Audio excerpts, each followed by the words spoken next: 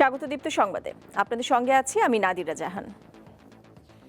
সম্পদের বিপরীতে টাকা ছাপে বিভিন্ন দেশের কেন্দ্রীয় ব্যাংক, কিন্তু সদ্য বিদায়ী সরকারের আমলে এর তোয়াক্কা না করে হাজার হাজার কোটি টাকা ছাপিয়েছে বাংলাদেশ ব্যাংক।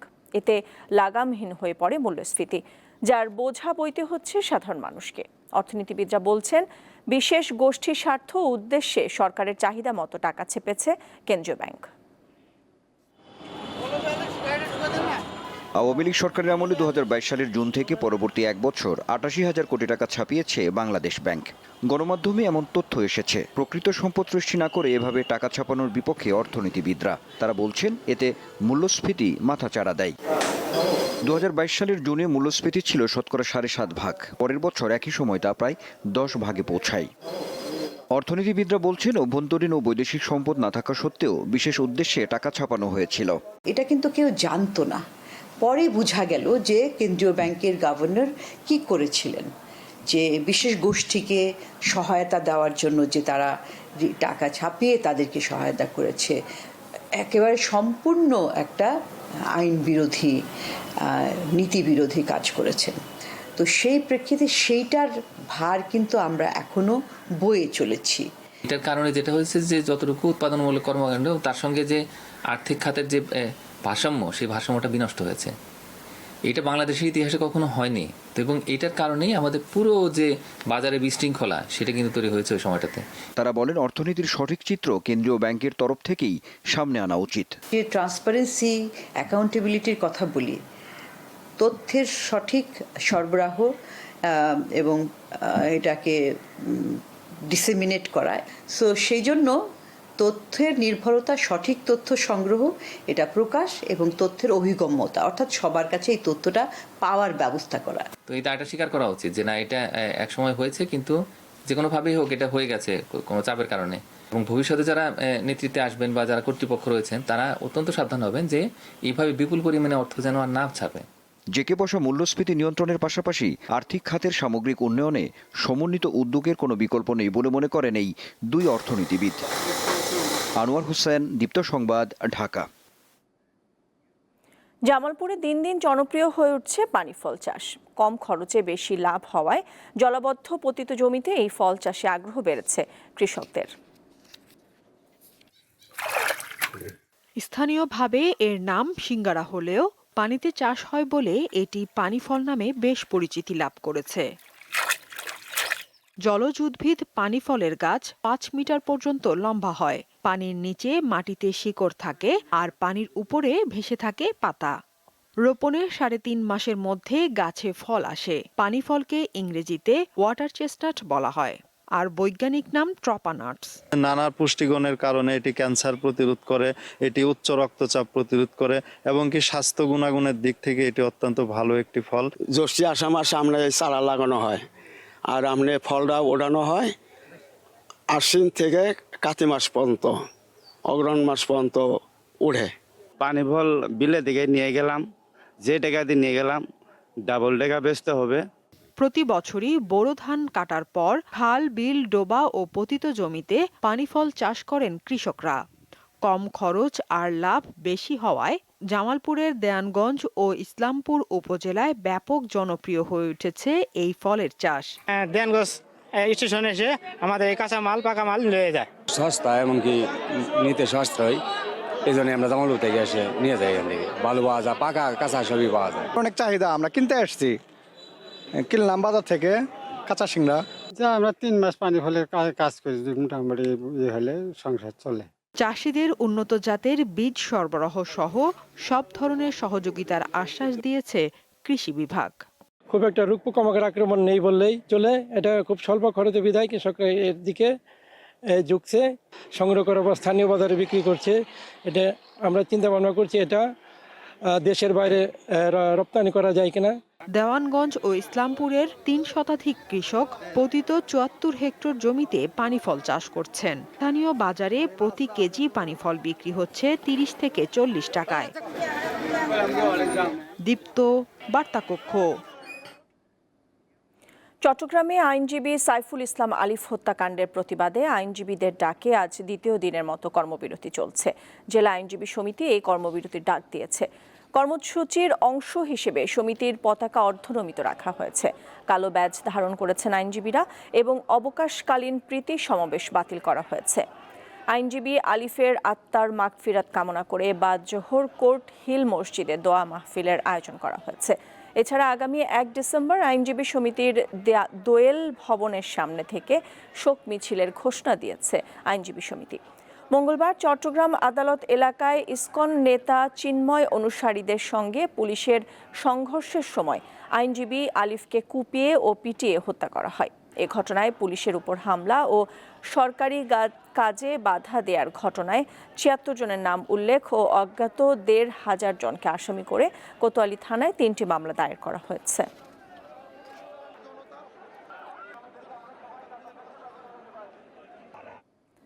আন্তর্জাতিক প্রসঙ্গ। লেবাননে যুদ্ধবিরতির ফলে গাজায় শান্তি প্রতিষ্ঠার জন্য নতুন করে আলোচনা শুরু করেছে কাতার ও মিশর। স্থানীয় সময় বুধবার মিশরে এই আলোচনা করেন দুই দেশের পররাষ্ট্রমন্ত্রীরা। এদিকে যুক্তরাষ্ট্র জানিয়েছে গাজায় যুদ্ধবিরতির চেষ্টা পুনরায় শুরু হবে। দেশটির প্রেসিডেন্ট জো বাইডেন এ ঘোষণা দেন, যদিও এই সম্ভাবনার সৃষ্টি হলেও বাস্তবতা ভিন্ন।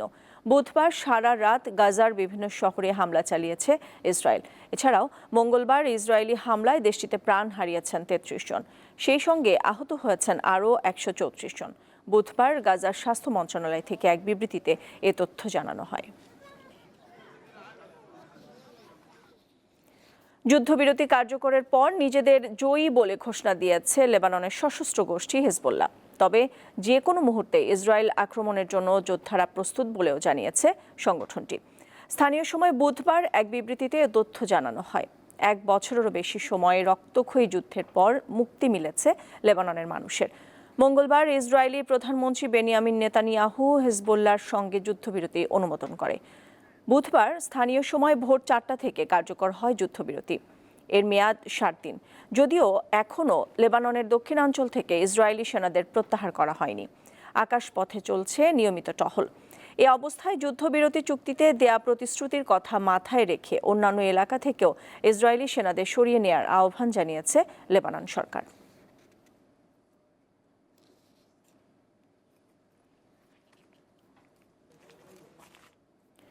2023 সালে সারা বিশ্বে ভূমি মাইন ও বিস্ফোরক ধারণকারী গোলাবারুদের আঘাতে ১,৯৮৩ জন নিহত হয়েছে, আহত ৩,৬৬৩ জন।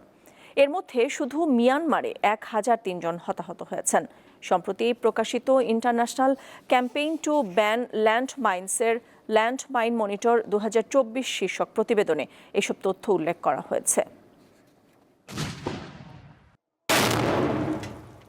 মিয়ানমারের সামরিক বাহিনী ও সশস্ত্র গোষ্ঠীগুলোর মধ্যে কয়েক দশক ধরে সংঘাত চলছে। এসব সংঘাতে প্রাণঘাতী ভূমি মাইন ও গোলাবারুদ ব্যবহার করা হচ্ছে। আন্তর্জাতিক পর্যায়ে মাইন ব্যবহারের তথ্য সংগ্রহকারী সংস্থা ইন্টারন্যাশনাল ক্যাম্পেইন টু ব্যান ল্যান্ডমাইন্স বলছে, তারা কিছু ছবি বিশ্লেষণ করে মিয়ানমারে মাইন তৈরির ইঙ্গিত পেয়েছে।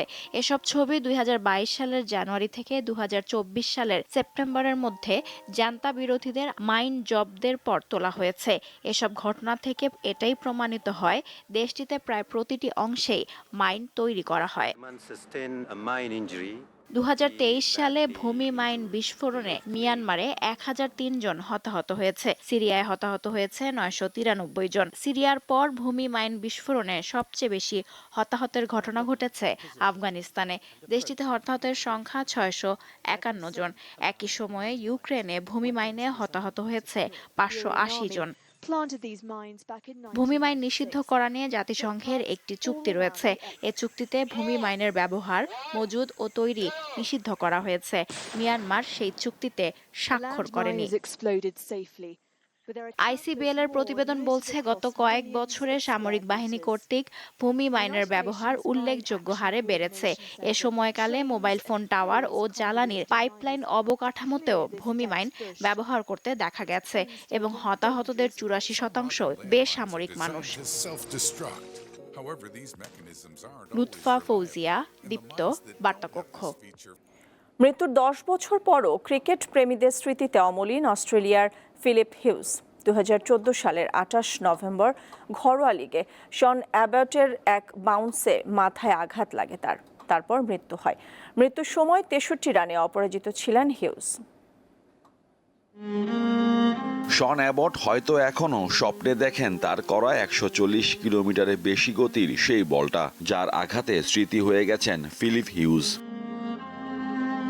28 নভেম্বর শুধু একটি তারিখ নয়, বরং 25 থেকে 28 নভেম্বর একটি দীর্ঘ শোকের সময়কাল। ক্রিকেট প্রেমীদের স্মৃতির পাতায় বেদনাদায়ক এক অনুভূতির সাক্ষী হয়ে আছে দিনটি। 25 বছর বয়সী ফিল হিউজের আকস্মিক বিদায়ে মুষড়ে পড়েছিল ক্রিকেট বিশ্ব। শেফিল্ড শিল্ডে নিউ সাউথ ওয়েলসের বিপক্ষে বল মাথায় লাগার পর কয়েক সেকেন্ডের মধ্যে সাউথ অস্ট্রেলিয়ার জার্সিতে 63 রানে অপরাজিত হিউজ জ্ঞান হারিয়ে মাটিতে লুটিয়ে পড়েন। দ্রুত ছুটে আসেন ফিজিও ও অন্য ক্রিকেটাররা। হেলিকপ্টারে নিয়ে আসা হয় বিশেষজ্ঞ ডাক্তার। অ্যাম্বুলেন্সে নেওয়া হয় ভিনসেন্ট হাসপাতালে। অস্ত্রোপচারের পর রাখা হয় লাইফ সাপোর্টে। 3 দিন কোমায় থাকার পর চলে যান না ফেরার দেশে। হিউজের মৃত্যুতে সতীর্থরা মানসিকভাবে ভেঙে পড়েন। 2014 সালে সেই শেফিল্ড শিল্ড ম্যাচে খেলা মিচেল স্টার্ক ও ট্রাভিস হেডরা এখনো খেলছেন। এমনকি সেই ম্যাচে উপস্থিত ধারাভাষ্যকার ও সতীর্থরাও এই ঘটনার ভার থেকে মুক্ত হতে পারেননি। শখের খেলা রাগবি ছেড়ে 12 বছর বয়সে ক্রিকেটেই স্বপ্ন বোনেন নিউ সাউথ ওয়েলসের এই ব্যাটার। 5 বছর পর পাড়ি জমান সিডনিতে। সুযোগ পান অস্ট্রেলিয়া অনূর্ধ্ব-19 বিশ্বকাপ দলে। সেখান থেকে 2009 সালে সুযোগ পান জাতীয় দলে। অস্ট্রেলিয়ার হয়ে 26 টেস্ট, 25 ওয়ানডে ও একটি টি20 খেলেছেন হিউজ। মোহাম্মদ হাসিব, দীপ্ত স্পোর্টস। দর্শক, এই ছিল এখনকার মতো। আমাদের পরবর্তী সংবাদ 2টায় নিউজ আপডেট দেখার আমন্ত্রণ রইল। এছাড়া আরও তথ্য ও বিনোদনের জন্য চোখ রাখুন আমাদের ডিজিটাল প্ল্যাটফর্মগুলিতে। ধন্যবাদ সবাইকে।